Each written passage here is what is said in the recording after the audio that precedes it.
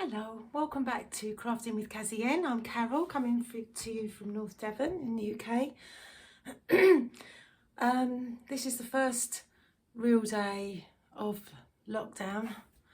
So I'm wearing my Positivity Spiral, excuse me, by Faye Hughes, using some Stranded Dye Works 4-ply that I had hanging around for quite a long time because it was just too lovely to use, as you know how it goes. And so I'm trying to keep positive, and today I'd like to talk about stash. I don't know if any of you have heard of the acronym SABLE, Stash Acquisition Beyond Life Expectancy, which is a bit chilling.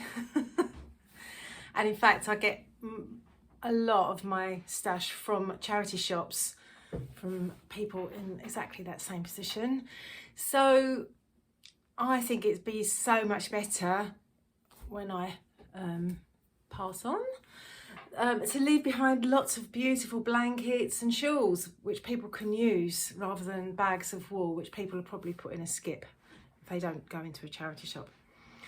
So I'm just going to give you some tips on how I use up my yarn stash, because I've really tried not to buy new yarn. I do sometimes when I need it to finish off something for a project, but really try not to.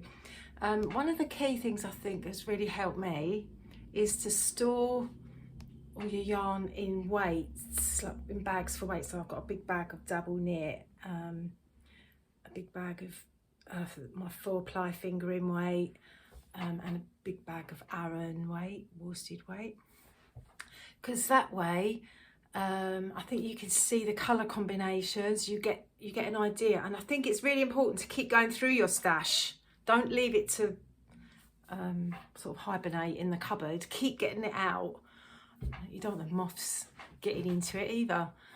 So just keep getting it out. You get an idea in your head then of all the colours that you've got, what goes together, what's looking good together, and quantities.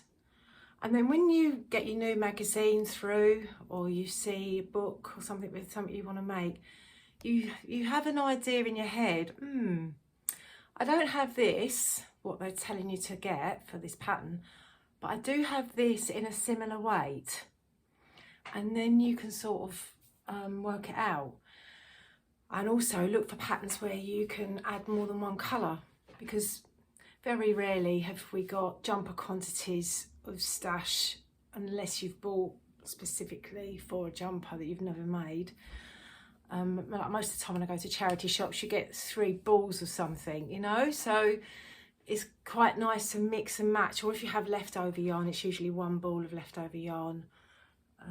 So I just thought I'd show you some of my recent projects. All of these are on my Ravelry page, Kazzy N, Cazzien.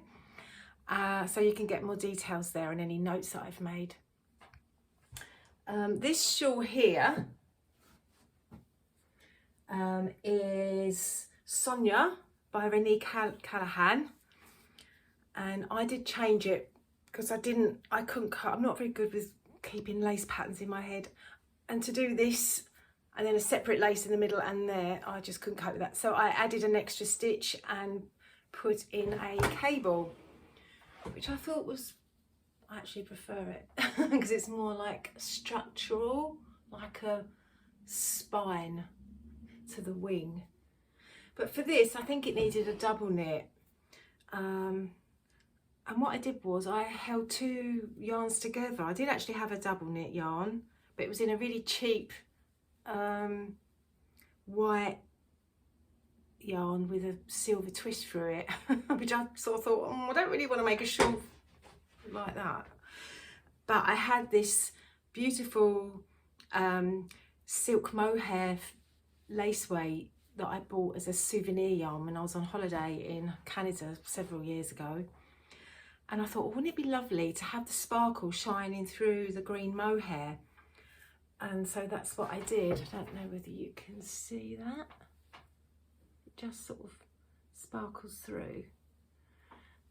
So that's a way of using up your sort of precious yarns.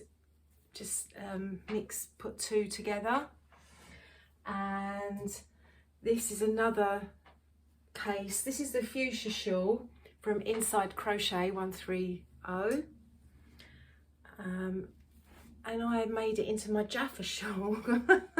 It's quite large. And this required 4-ply. Now, I had in my stash something that I bought in a charity shop. It was a big pack of lace weight alpaca. And I don't know about you, but lace weight isn't the nicest thing to knit with. It's a bit fine and fiddly. But I doubled it up. So I used 2 strands. I had enough. So if you check the yardages of what you need in the pattern, I had enough yardage in my stash to actually use it doubled. So that's another good way of using up yarn, is doubling it. So if you need a 4-ply, you can use 2 strands of lace weight, or if you need a double knit, use 2 4-ply, or a 4-ply and a lace weight together. You can you have to do your tension square, see if it's all matching up okay. And this is my Tunisian Cowl. Now this isn't a pattern, it's just literally a stitch, a Tunisian stitch pattern. And I thought, I've got minis in my stash that are too beautiful to use, you can imagine. So instead of just looking at them in my stash, I thought I'd add them together, because they do sort of blend. And you can also then turn it round, so whatever you're wearing, you can sort of match up the bit that's most applicable to what you're wearing. But that's so that's the equivalent of 5 20-gram minis of fingering, that sort of size. Now this one is from a King Cole brochure that came with the Simply Crochet magazine, number 103. And I'd had this worsted weight Bergère de France yarn in my stash for a long time. The mistake I made was I was quite a novice, and I thought that 10 balls of I thought basically 10 balls of yarn makes a jumper. But of course, because this is a worsted weight, you don't get the length with it because it's dense, it's denser. So it literally sat in my cupboard for years, but I just didn't know what to make with it. And then this came up and it needed an Aran weight. So I thought, well, I'll use this. And all I had to buy was the fluffy stuff at the end, which is alpine, which is really soft and lovely, like a little hamster. And I still had yarn left over, so I just designed a hat to go with it, because I thought the ripples there matched the design in the scarf. So and I put the little pom-pom on the end. So that was quite fun. And my current whip, my work in progress, one of them, is a waistcoat, which sounds a bit groovy, but it comes from this book I was talking about last time, Better Knitting and Crochet. And it looks if you ignore the haircut, the pudding basin haircut, I thought, do you know what? It's actually, look at the lace pattern on it. It's actually quite a nice little layer to add to things. So it said you needed, so this is how my brain works. It said you need 12 50-gram balls of this yarn, which must have been out of stock in like 1978. You need a 5.5 crochet hook. This, I don't know what the yardage was of that actually. Normally I would check what 12 times 50-gram balls yardage would be of this particular brand of yarn, but probably you can't find the information out on it anymore because it's so old. But anyway, I had, now this was a charity shop coup, okay. I went in and look at all this. Oh, Rowan felted tweed, a jumper quantity of it. And I did intend to actually knit a jumper, but I've just found that when I knit a jumper out of beautiful yarn like this, it's just too itchy for me to wear. So that went in the cupboard for quite a long time, thinking, oh, I don't know what to do with it. And it is beautiful. So I've decided to use it for this. The tension came up perfectly. And when I did actually research this, I remember now, and the fabric, the yarn, the content of this Jaeger Gabrielle was exactly the same as for the Rowan felted tweed, merino wool and alpaca. So I thought, well, great, it should drape in exactly the way it was intended.